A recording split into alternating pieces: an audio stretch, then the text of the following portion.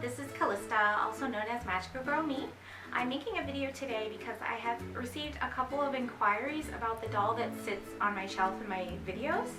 So I just kind of wanted to go over the type of doll that she is and any useful information if you're interested in getting a similar type of doll. So this doll on my shelf, her name is Hitomi, and in addition to Lolita, I have another slightly expensive hobby known as ball jointed dolls. So a ball jointed doll is a doll that is strung together with elastic, and often the doll's body is made out of resin, and they are unique because they come in various sizes, and on top of that they are an actual scaled down version of a human. So unlike most dolls, they actually have pretty much correct proportions to people. So Hitomi is a little different because she's not exactly a ball jointed doll, even though she shares an aesthetic of a ball jointed doll.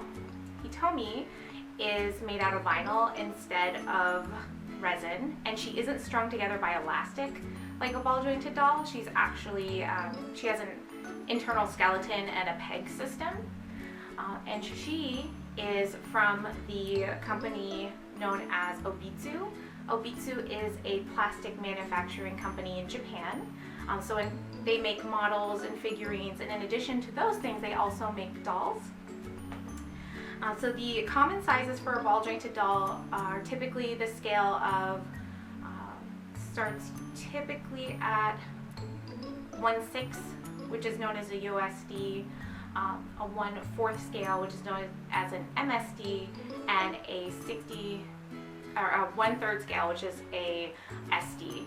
So those doll sizes, basically, the largest one in standard sizes goes up to 60 centimeters, and the size down from that is about 40 centimeters tall. So Hitomi's different because she's actually in between the MSD and the SD size. She is 50 centimeters. She's their 50 centimeter doll. If anyone's familiar with Dolphy Dreams, she is the same size as a Dolphy Dream sister. I like it because either she looks like a tall MSD or a short SD doll, so I feel like it makes her look a little more youthful. But yes, the reason why I love Obitsu dolls is because not only are they affordable, but they have the aesthetic that I really wanted. So I became aware of ball jointed dolls around 2010, actually researching them, and I was really interested in getting one, but I wanted to primarily focus on Lolita first, of course. And then I got Hitomi just a couple years ago, and I'm very glad I did.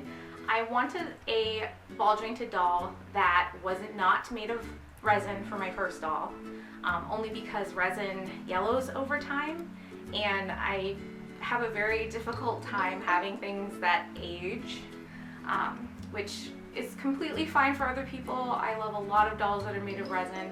I just couldn't have my main doll be made out of resin, so I searched for vinyl, and I actually saw a review by Asenva BJD about the 50 centimeter Obitsu doll, and I fell in love with her immediately, and I decided that's the doll I wanted.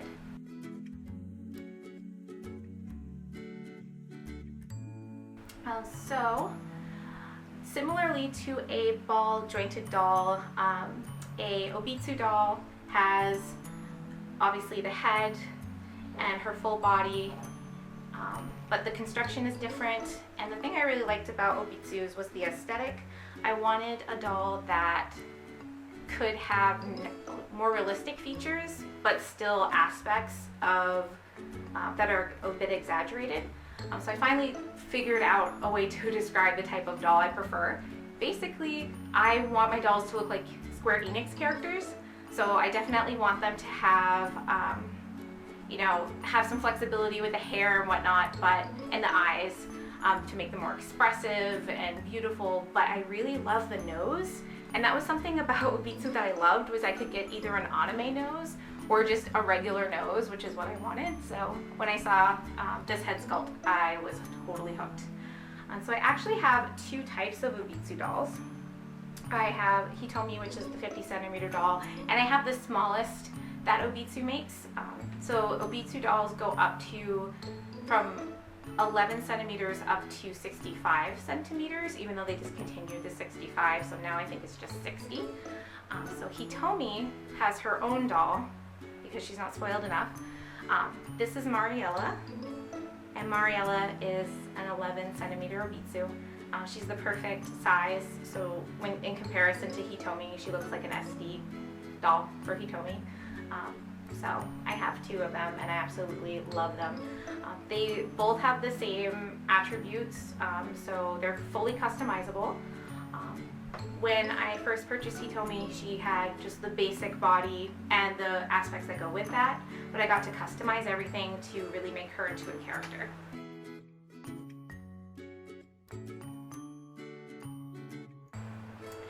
So the body and all of the additional parts that I ordered for Hitomi, I ordered through Parabox.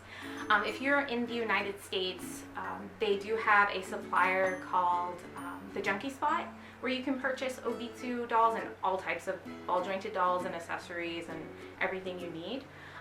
But I ordered from Parabox because it was actually less expensive. So Parabox is a shop in Japan that sells Obitsu dolls and other dolls. So I was surprised, but I ordered it from Japan. So Hitomi, her base body, which came with, it was a default head, a default bust size, the magnetic plate, because actually the cool thing about Obitsus is their feet are magnetic if you get the flat ones, which is pretty standard with the body. I got her entire body for $179 for the US price, which was great. I also ordered her additional items because she was so inexpensive, especially in comparison to many ball jointed dolls. So I could get an SD sized doll for $178, yep. And I was able to get additional hands. So these aren't the original hands that she came with. These are just my favorite. And there was a set of 3, I believe. So I got her additional hands. I got her an additional bust size, so she's actually wearing the extra small bust, and this is the original size bust that she has. I still keep it because there's a couple of doll companies that make clothing for the 50 centimeter size, and it just helps to kind of make sure she's filled out, but I really prefer the small bust on her. And I also bought her head because this isn't the default head that came with her. The other cool thing about Parabox is not only are they fantastic and they have everything, but they have services for you as well. So if it's your first doll, I just purchased the head separately, and I had to take the head off of the default body. There's a peg system for that, and it's kind of a pain in the butt. I learned afterwards you can actually pay Parabox to attach the head to the peg for you.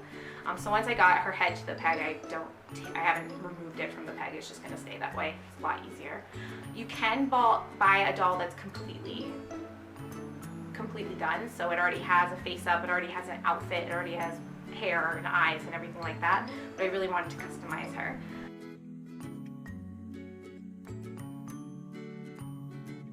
Hitomi's face up. When she came, she was completely blank. Her entire body was blank, her face was blank. To change out the head and send off her head for her face up, which is basically the makeup of the doll, and that really helps to bring your character to life. So I sent Hitomi's head to TheKawaiiPhoenix on Etsy. She's fantastic. I love her style. She was able to make Hitomi look similar to Midori, who is my favorite Lolita model. I just wanted something very natural and light for her face up.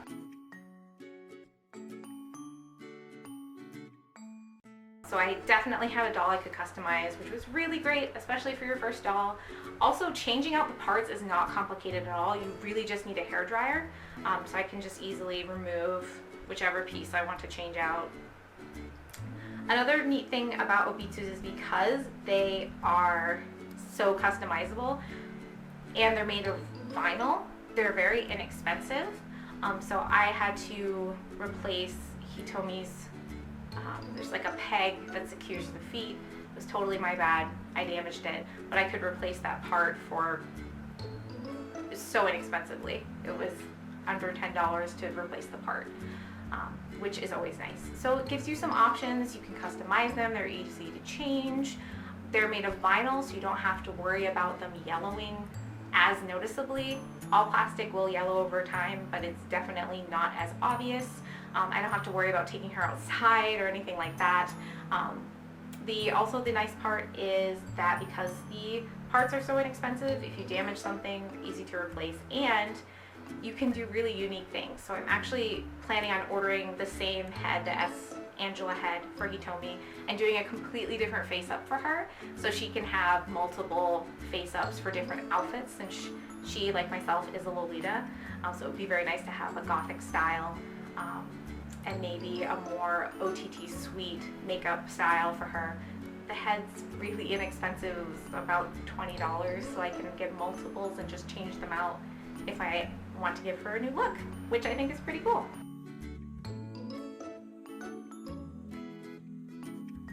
So Hitomi typically takes 1/4 scale size closed for the majority of her wardrobe. So this is a 1/4 scale blouse and a 1/4 scale Lolita skirt. She is also wearing a 1/4 scale petticoat. The hair accessories varies. Sometimes she looks better in the standard size for a larger doll, and sometimes it looks just fine with an MSD. She does have more MSD sized items for her hair, and it seems to work out just fine. When you are shopping for your doll, if you decide to get the 50 centimeter doll, I would suggest that you just stay away from pants and leggings or tights or socks. So anything having to do with the foot to their thigh, it varies because the SD items are too big and the MSD items are too small. So I typically get her specified 50 centimeter doll tights and socks and everything like that, just to make sure they fit, or I make them myself. I did make her a pair of tights and I did make her some socks.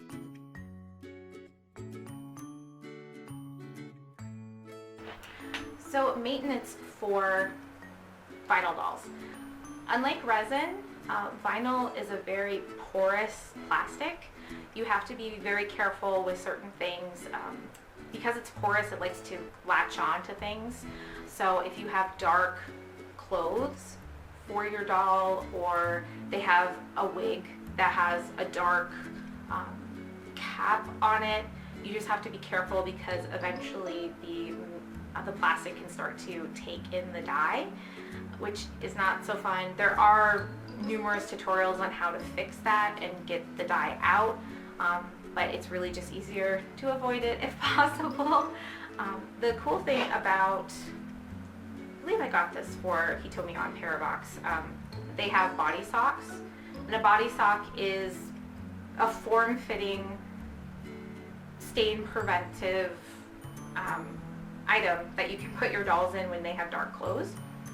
So Hitomi has a black jumper skirt and a wine-colored one-piece dress that are obviously very dark in color, so I always make sure she's wearing her anti-stain suit to protect her body.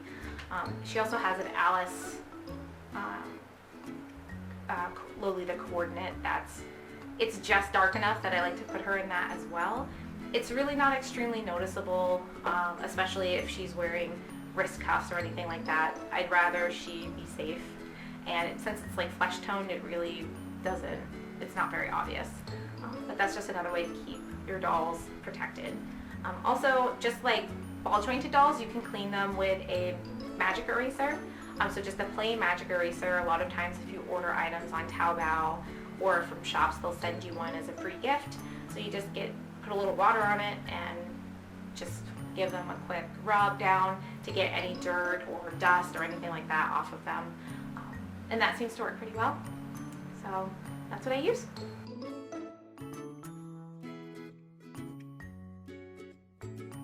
So Hitomi, a little bit about her character is, I was really afraid of ordering a doll and having it not be the character that I wanted. So I actually had a completely different character for the body when it came, and just over time just kind of waiting to see what head I wanted to get and whatnot, or the face up for the character. It's like, I really don't know what I want her to be. Is she really this character? And I really felt like she was Hitomi. So Hitomi was my mascot for when my partner and I had a online shop. We had one for anime and gaming things, and then we had like a cute version, and she was the mascot that we created for that business. And I just over time was like, I feel like this is Hitomi, so I should just make her Hitomi, and I completely embraced it, and it worked out really well. So Hitomi works at Keep a Fallen Star, which is in her world, a Lolita shop. So she's a seamstress, and she creates Lolita items and accessories, and has her own store, and that's how she makes her living. So she started wearing Lolita in high school and kind of honed in skills that would be transferable later on. So she does have the main shop in Japan, and maintains that. And then of course she sells things online as well. It's just really great for whenever I'm feeling like doing something creative or want to dress in Lolita or anything like that. It's fun to have a smaller scaled version of a Lolita to kind of play around with different accessories and whatnot, and make things for her. So I made the Headbow, I made the Wristcuffs, I've made Lolita socks for her, I've made tights to just kind of go with the aesthetic. It's really fun for me being a Lolita, having a doll that also wears Lolita. It's just kind of another way that I can express how much I love the style and how much fun it is for me. And then Mariela is not a Lolita, but she tends to wear really cute items. So she is the same size as a Barbie Kelly, which I don't even think they're called Kelly anymore. I think they're called Chelsea now, but she's the same size.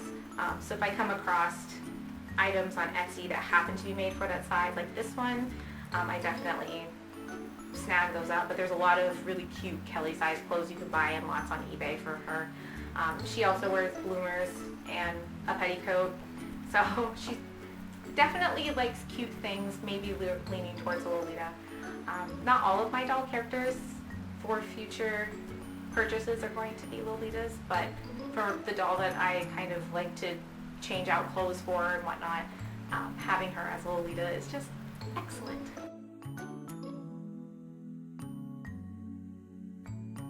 That's a little bit about Obitsu's and Hitomi and the doll on my shelf. So now you know.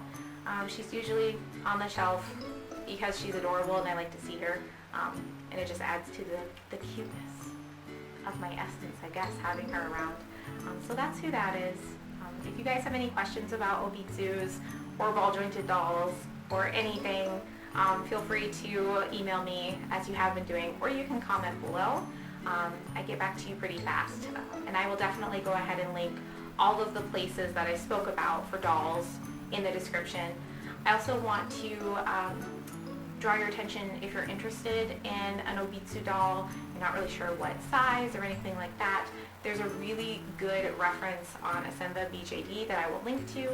Asenva goes through and does an unboxing of the Parabox, or excuse me, of the Obitsu from the Junky spot, and she really goes into detail about all the aspects about the body, how it works. You can see what it looks like on the inside of an Obitsu's head, the peg system, everything like that. She goes into really good detail about that. That was the review that completely, no questions asked, that was the doll I was going to get. In addition to the description, I'm also going to add a link to the blog post about Obitsu's and about Hitomi and Mariela. So that way, if you really want to just have everything all at once, or you just want things explained a little bit in more detail, it'll be on the blog post. I hope this was helpful and kind of fun. And be sure to like, subscribe, comment. I really just like to see that I'm doing what you guys are interested in. So if you want to see more of something or anything like that, just let me know. I look forward to speaking with you soon. And remember to stay frilly.